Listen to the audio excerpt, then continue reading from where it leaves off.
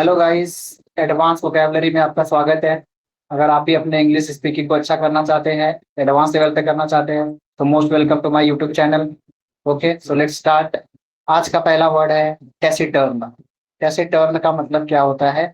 ऐसा पर्सन जो बहुत कम बोलता हो। ठीक है।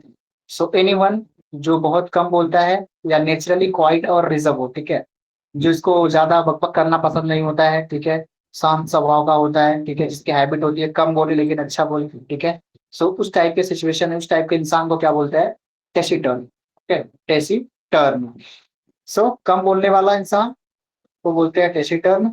After that silent but not necessary rude. कोई शांत है इसका मतलब ऐसा नहीं कि वो रूड है। ठीक है। सो टेसिटर्न नेचर बोलते हैं उसको। Habitually quiet, speaking very little. ठीक है। Such type of people is known as taciturn people. Okay, इसके ऊपर सेंटेंस बना के देख लेते हैं। So first sentence I have made here, that is he was taciturn during the entire meeting. ठीक है। सो कुछ लोग मीटिंग में होते हैं जो कम बोलना पसंद करते हैं। ठीक है। पूरी मीटिंग में वो बहुत कम बोला, that is taciturn. Despite being taciturn she was excellent leader. ठीक है। कम बोलने के बावजूद भी वो कैसी है? एक्सीलेंट लीडर है। ठीक है। डिस्पाइट का मतलब होता है बावजूद।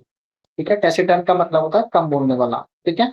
Now next word, next sentence, that is my grandfather is naturally taciturn but very wise. मेरे ग्रैंडफादर जो थे वो नेचुरली बहुत क्वाइट थे, क्वाइट है, लेकिन बहुत ही वाइज है। ठीक है। After that the next sentence मैंने यहाँ पे आपको बनाया कि कैसे इसको यूज कर सकते हैं आप लोग। ठीक है।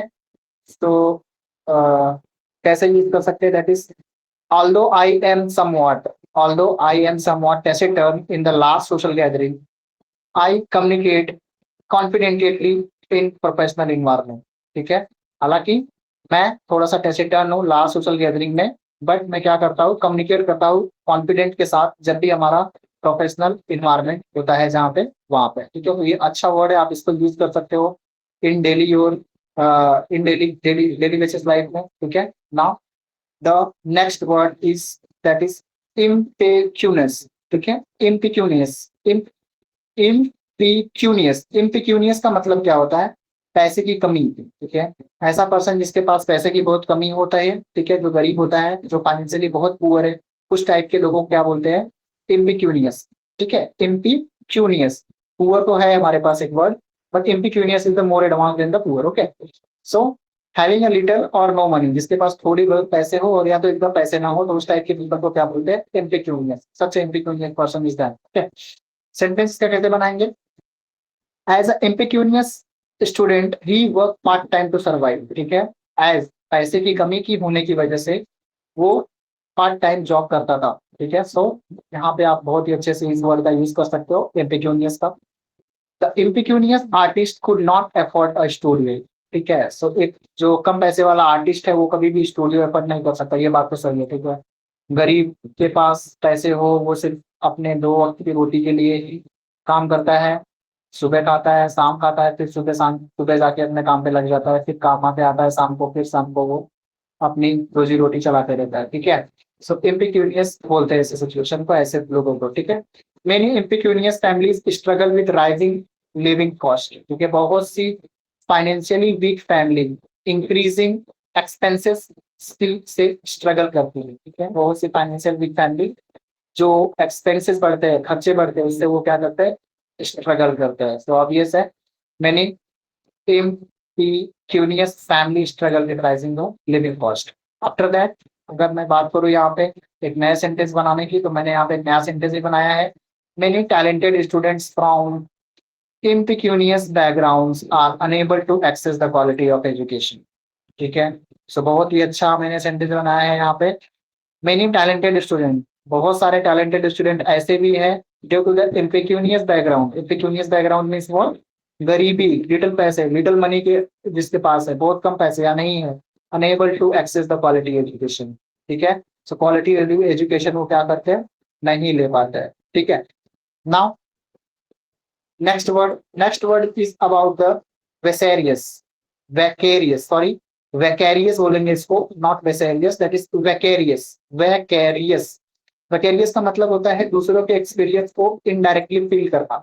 जैसे किसी और की सक्सेस, एडवेंचर या इमोशन को देखकर फुल इंजॉय या एक्सपीरियंस करना। ठीक है। जैसे किसी के साथ कुछ घटना घटी है, उसको देख के अपने को ऐसा फील होता है, अरे यार ऐसा चीज मेरे साथ भी हो चुका है, और खुद को रिलेट करके वो चीज को महसूस करना, उसको क्या बोलते हैं, विकैरियस। ओके, सो दूसरे के थ्रू एक्सपीरियंस करना, इनडायरेक्टली फील और एंजॉय समथिंग, ठीक है। तो इंग्लिश में कैसे बोलेंगे, experience to the another person rather than directly, ठीक है। डायरेक्टली एक्सपीरियंस करने की बजाय क्या कर रहे हैं, वो चीज को एक्सपीरियंस तो कर रहे हैं लेकिन through the another person. Okay, तो such type of situation is known as vicarious situation, ठीक है। नाउ स्टार्ट करते हैं इसके सेंटेंस में। The parent often like the vicarious through their children's achievement, ठीक है। पेरेंट अक्सर बच्चों की सक्सेस को खुद की तरह फील करते हैं, ठीक है। उनके बच्चे जब कुछ अच्छा काम करते हैं, पढ़ लिख के कुछ अच्छा अचीवमेंट करते हैं या अपनी लाइफ में कुछ अच्छा अचीवमेंट करते हैं, तो उनको बहुत ही अच्छा प्राउड फील होता है, ठीक है। जैसा जो उस बच्चे को नहीं फील होता होगा, उससे बहुत ज्यादा अच्छा उनके पेरेंट्स को फील होता है, ठीक है। सो दैट्स व्हाई गाइस, अपने आप को बहुत हार्ड वर्किंग बनाओ, ठीक है। अपने पेरेंट्स को प्राउड फील करने के लिए बनाओ, make your parents proud to you. Okay, I experience a sense of adventures vicariously through his travel videos, ठीक है। उसके ट्रैवल वीडियो देखकर मुझे इनडायरेक्टली एडवेंचर फील हुआ, ठीक है। She took the vicarious pleasure in her friend's success, उसने अपनी फ्रेंड की सक्सेस में खुशी फील की। इसका मैंने एक सेंटेंस बनाया है, आप लोग इसको यूज कर सकते हो। तो मैंने यहाँ पे लिखा हुआ है, social media allows people to experience the vicarious vicarious lifestyle by constantly observing the life of the influencers and celebrities। Social media allow करता है लोगों को क्या एक्सपीरियंस करने के लिए, विसेरियस लाइफस्टाइल एक्सपीरियंस करने के लिए, by constantly observing the lives of the influencers and celebrities. Now अब हम लोग बात करते हैं next word. Next word is that is perfidious. Perfidious का मतलब क्या होता है, ऐसा पर्सन जो बेवफा हो, धोखेबाज हो, ट्रस्ट तोड़ने वाला बंदा हो, ठीक है। आजकल ये सेंटेंस ज्यादा ही लोगों को कोरिलेट कर सकते हैं ये सेंटेंस से, ये पर्टिकुलर वर्ड को, ठीक है। सो उस टाइप की चीज को क्या बोलते हैं, जो धोखेबाज होता है, इसको बोलते हैं परफिडियस, ठीक है। परफिडियस, परफिडियस, परफिडियस का मतलब क्या होता है, जो ट्रस्ट बेट्रे करे, ठीक है। ट्रेचरियस एंड डिसलॉयल हो, ठीक है। इंग्लिश में इसको बोलते हैं डिसाइडफुल। अनट्रस्टवर्दी जो बंदा है, बैटरिंग ट्राइंग, ठीक है, बेट्राइंग ट्रस्ट। नाउ इसका सेंटेंस अगर बनाएंगे तो कैसे बनेगा, the king was betrayed by his perfidious advisor, ठीक है। राजा को उसको धोखेबाज एडवाइसर ने बिट्राई कर दिया, ठीक है। After that the next sentence, she ended the friendship because his perfidious behaviour, उसने उसके बेट्रायल की वजह से, ठीक है, बेट्रायल की वजह से फ्रेंडशिप खत्म कर दी, ठीक है। बेट्रायल करने की वजह से, बेवफाई धोखेबाजी करने की वजह से फ्रेंडशिप क्या कर दी, खत्म कर दी। The movie's villain was cunning and perfidious, ठीक है।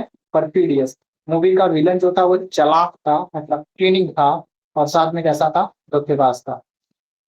इसके ऊपर सेंटेंस आप लोग बना सकते हो, जैसे कि मैंने यहाँ पे एक सेंटेंस बनाया है, that is history is filled with example, ठीक है। History is filled with example of perfidious political alliances that collapsed due to the betrayal and selfish interest।